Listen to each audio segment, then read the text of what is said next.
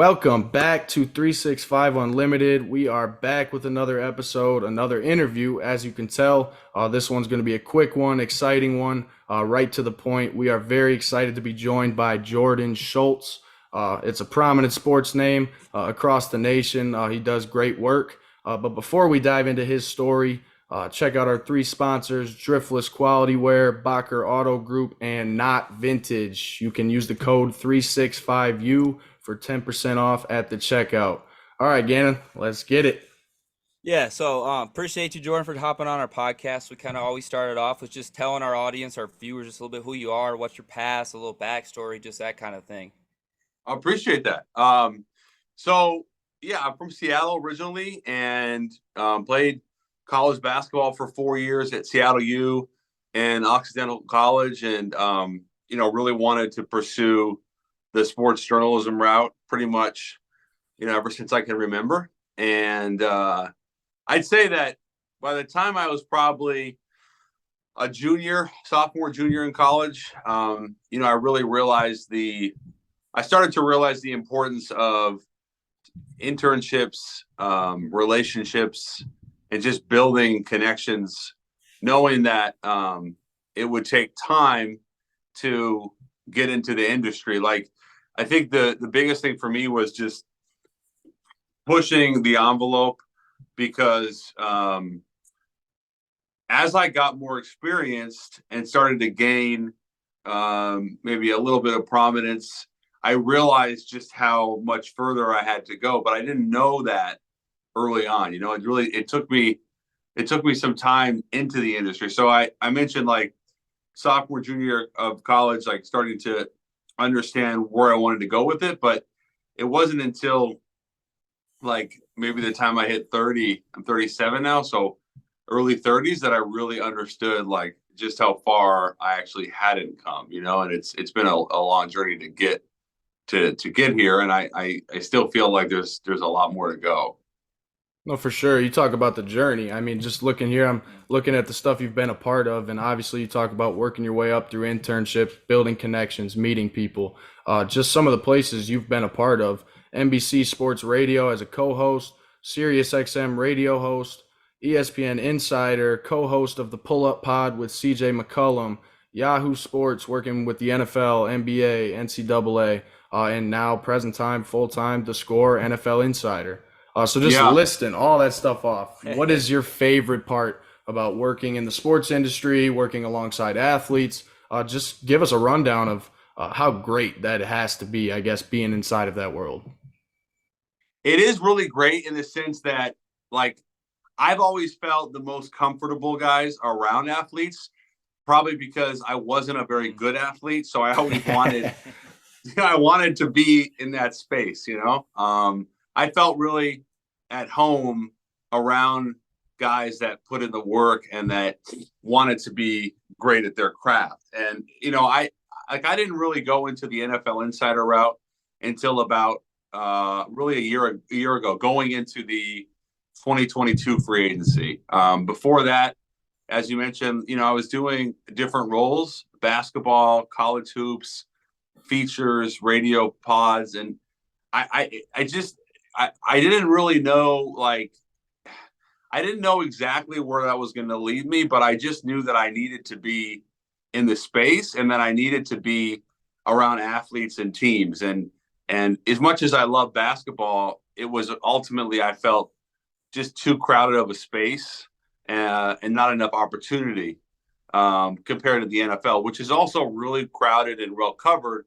But given the roster size, 53 compared to a 12-man roster, and the size of the coaching staffs, I just felt like there was more opportunity. And, I would just say that for me, as you mentioned, some of those roles, it is a good reminder, because sometimes I don't even think about what the journey is. I'm just so caught up in the day to day, and it is important to reflect back on some of the experiences and how you've been shaped to get here. That's really good.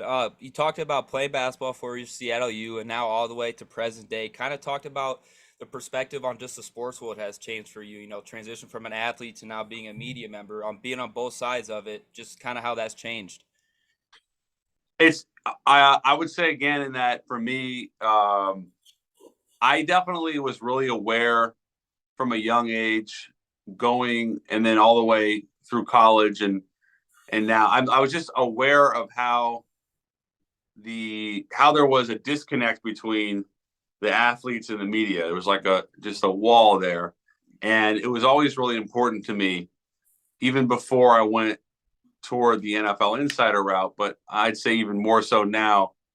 It was and is really important to me to try to empower the athletes, and try to tell their stories and report the news through the lens of the player.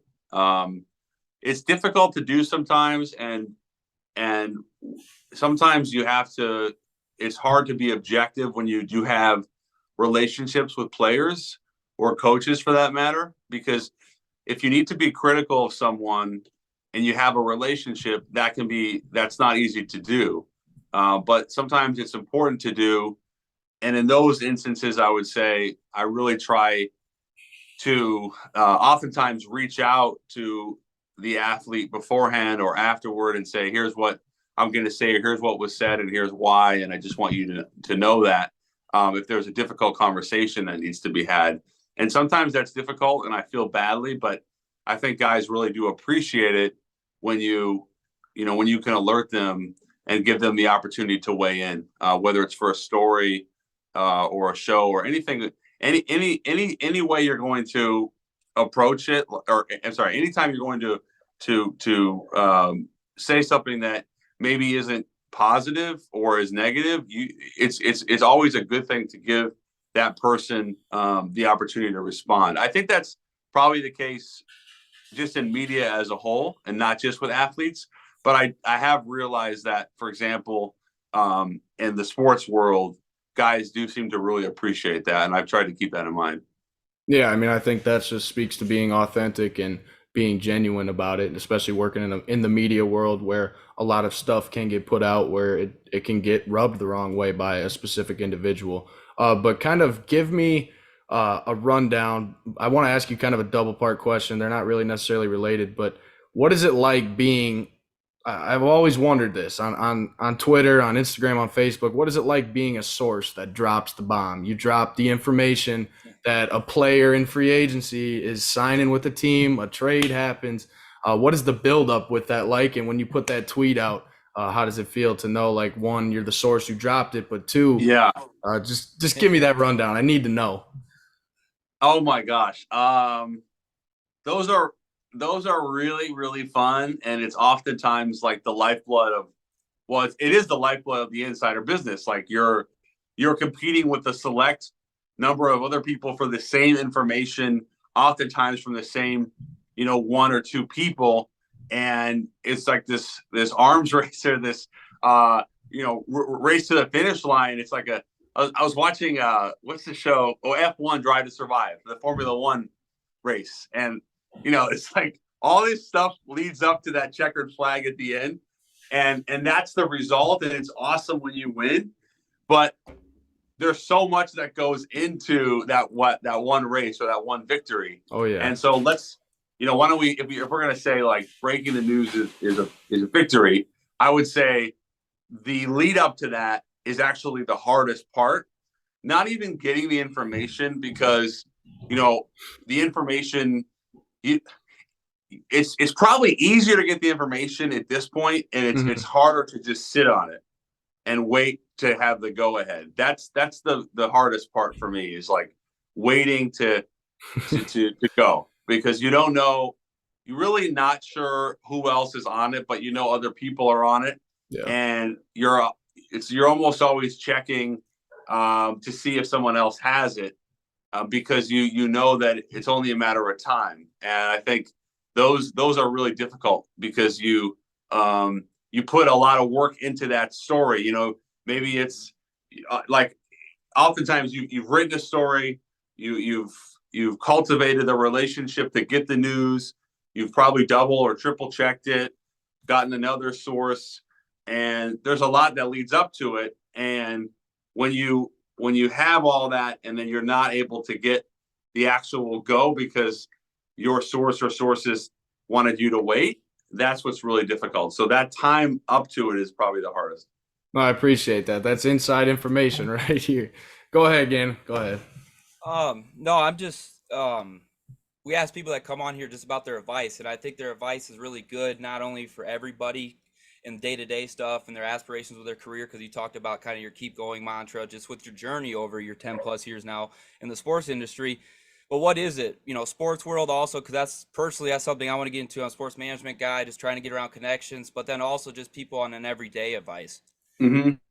I would say, going back to what we were saying earlier, is the relationships, and just as Bryce was saying, just trying to be as genuine as possible, realizing that it can't be transactional. So if it's media or sports management or agency, whatever side of the business you want to go into as a sports fan, because we all are fans at the end of the day, realizing that the genuine relationships are really the most important thing. Without those, you're just not going to advance, and you're not going to be able to help people. And ultimately, if you're not, how would I say this? If you're not in it for like the long game, if you really want that short fix, I would just say try to take a step back and realize that that comes and goes, just like a news story comes and goes. Like I talk about waiting and trying to, looking around and seeing if someone else has it, and you're worried, and then you might lose that story, but there's always going to be another story, And if you have that strategy of playing the long game and cultivating those relationships, regardless of what path you're trying to take, that's going to serve you well. It's going to serve ultimately your friends well, your colleagues. Everyone wins. There's always opportunities, but you do have to understand, I think, to the utmost importance, that it needs to be genuine. I agree wholeheartedly, and I appreciate that advice, because it's not just advice to us; it's advice to the whole world. Honestly, just to enjoy that journey, that process, be genuine, be a kind human being, and just overall, just be a good person. But I want to say thank you for hopping on here. I know you got a lot going on in your sports world life, so we won't keep you long. I appreciate it very much. It was nice meeting you as well. Just getting to chop it up. Well, I'm happy to do it. Certainly happy to do it again at some point. Chop it up, and I'll definitely subscribe and help promote the pod any way I can. So thanks for having me. Yeah, thank you. I just want to reiterate what Bryce said. This was a sports fan, career aspirations, and just simply as a podcast. Like, this was a full circle one. We've been having more of these as we get better. I think just as this is 105-6 episodes now that we have out. So this is just really cool, wholeheartedly, for Bryce and I, and then also other people to just tune in and enjoy this, because I'm a big Pat McAfee show guy, so I've seen you tune in. I really got into your work after seeing that the first couple of times. I remember your first interview. I sit there during college days and just watch that. So, it's all full circle moments. So that's what I think is really cool with this. And just shout out to you, and keep going also with you, and best of luck with your future stuff. So thank you again for hopping on. Gannon and Bryce, my pleasure. Thank you. Yes, sir. Thank you.